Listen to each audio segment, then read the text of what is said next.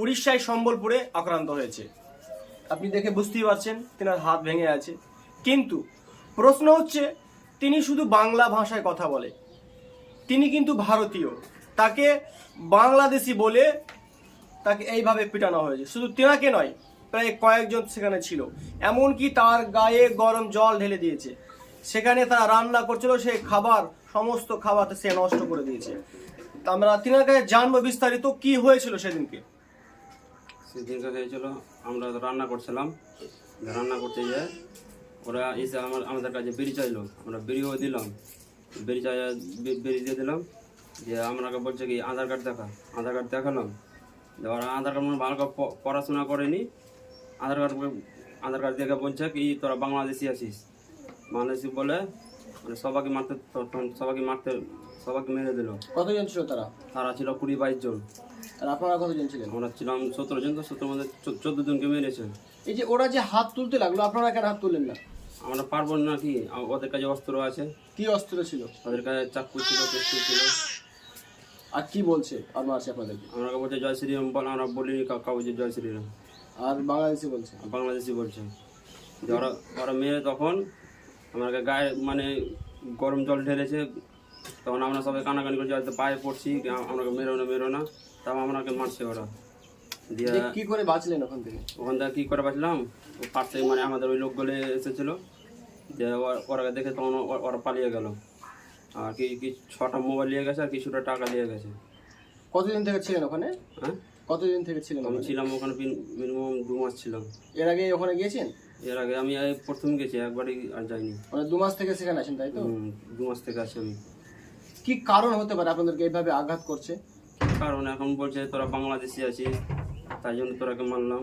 আপনি কি আদৌ বাংলাদেশি? সেটা আমি তো বাঙালি, ভারতের, আমার মা বাপ সবাই ভারতেরই আছে। এগুলো বলছে তা সত্ত্বেও মারছে? তা সত্ত্বেও আমাকে মারছে ওরা। এখন পর্যন্ত কোনো নেতা তোমাদের কাছে এসছে? কোনো নেতাই আসেনি, কোনো নেতা আসেনি। কাউন্সিলরকে বলেছিলাম, তো কাউন্সিলর বলছে এই কাল আসো পরশু আসো। এমএলএ এমপি রয়েছে, তারা কি দেখা করতে এসছে? না, কেউ আসেনি। এই যে হাত ভেঙেছে, আপনার সংসার কি করে চলছে? আমার সংসার আমি কি আর বলবো, ধার দেনা করে আমি তো এখন চালাচ্ছি। এখন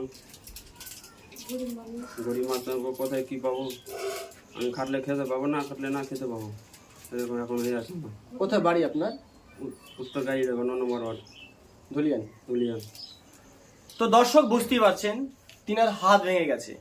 তিনার যে পরিবার বা বাচ্চা বা বউ বাচ্চা রয়েছে, কি করে সংসার চালাবে, এর কোনো স্থায়ী সমাধান নেই। কিন্তু যেসব রাজ্য সরকার বা এমএলএ এমপি যারা রয়েছে, এরা কি মুখে কুলুপ বেঁধে রয়েছে না চোখে পট্টি বেঁধে রয়েছে?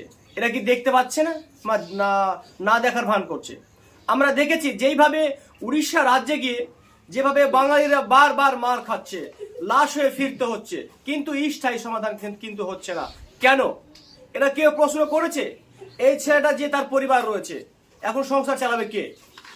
কোন নেতা দেখা করেছে? এখন কোন নেতা দেখা করেনি। কেন? শুধু ভোটের সময় তারা কি ভোট ব্যাংক হয়ে দাঁড়িয়ে গেছে? তাদের স্থায়ী সমাধান হবে না? তার পাশে এসে দাঁড়াবে না কেউ?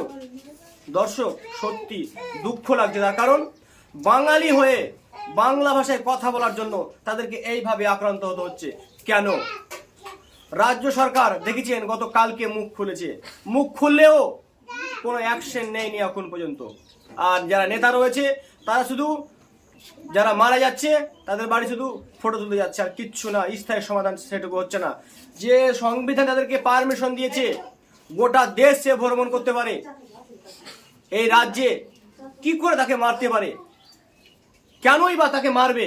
তার গায়ে গরম জল ঢেলে দেবে, তার মোবাইল কেড়ে নেওয়া হয়েছে, তার টাকা কেড়ে নেওয়া হয়েছে। বুঝতে পারছেন, হাত পুরো ভেঙে দিয়েছে, কিন্তু এখন পর্যন্ত কোনো নেতা স্থায়ী সমাধানের জন্য আসেনি। দর্শক ভিডিওটা বড় করছি না, ভিডিওটা বেশি বেশি করে শেয়ার করুন। ধন্যবাদ।